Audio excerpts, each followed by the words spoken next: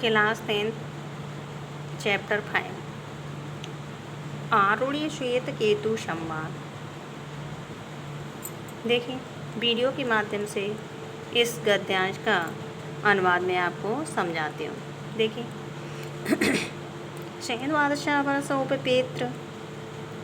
उपपेत चतुर्विंशति वर्ष सर्वान् वेदानदीत्य महामना अनुचानमानि स्तब्ध एयाय तेयं पितुवाच सुवेतकेतु इन्नु सौम्येदम्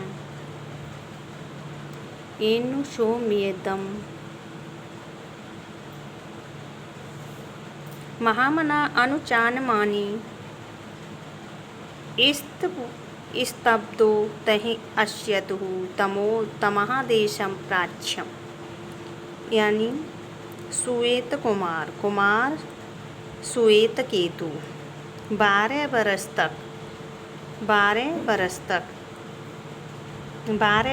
तक गुरु के समीप, गुरु के पास रह के 24 वर्ष की आयु तक सभी वेदों का अध्ययन किया। बड़े ही गर्वित यानी बड़े ही उन्हें घमंड हो गया कि मैंने अध्ययन किया है। भाव से अपने घर आए, यानी घमंड करते हुए, गर्वित होते हुए वो गर्वित भाव से अपने घर वापस आए।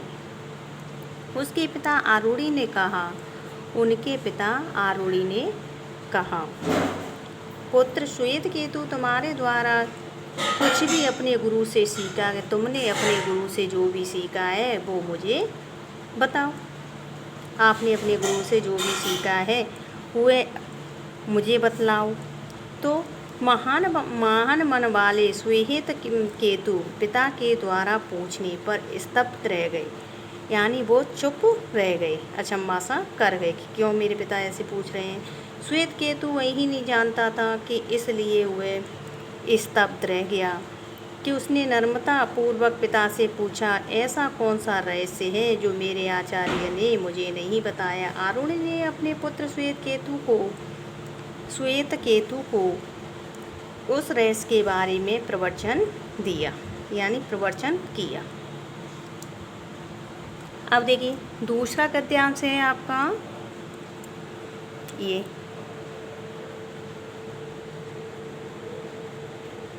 दूसरा गद्यांश, श्वेत केतु आरूढ़ आस्तः प्रतोवाच श्वेत केतु बस ब्रह्मचर्यं नहाभिः सौम्यः स्मृतकुलीनो अन्ननोच्यं ब्रह्मबन्धुरिवः भवेत्तम् एनाश्रम श्रे तो श्रुतं मतं विज्ञानं विज्ञातं मिति कथं नु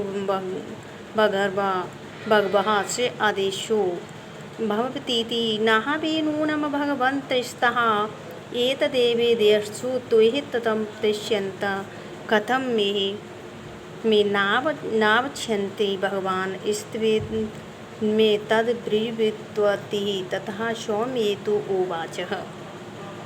एक दिन आरूढ़ ने अपने पुत्र श्वेत केतु से कहा, किसी गुरु के आश्रम में जाकर तुम ब्रह्मचारी की साधना करो। किसी भी गुरु के आश्रम में जाकर तुम ब्रह्मचारी की क्या करो? साधना करो, यानी सीखो।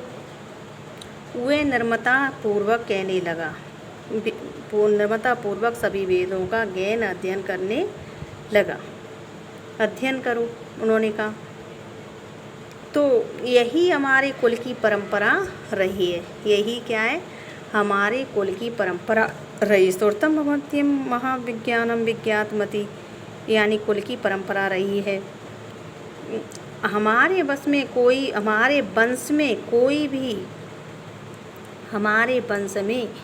कोई भी केवल ब्रह्मा बंधु नहीं रहा हमारे वंश में।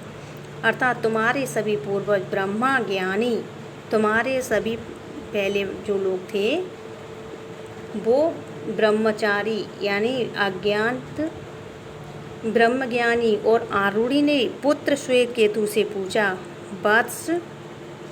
हे वत्स,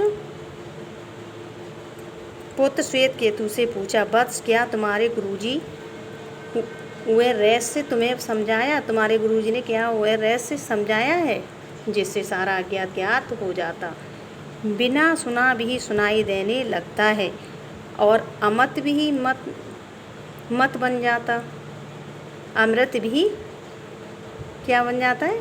मत बन जाता है। अभी बताते हैं आपको। और विशिष्ट रूप से ज्ञात हो जाता है तथा कैसे वह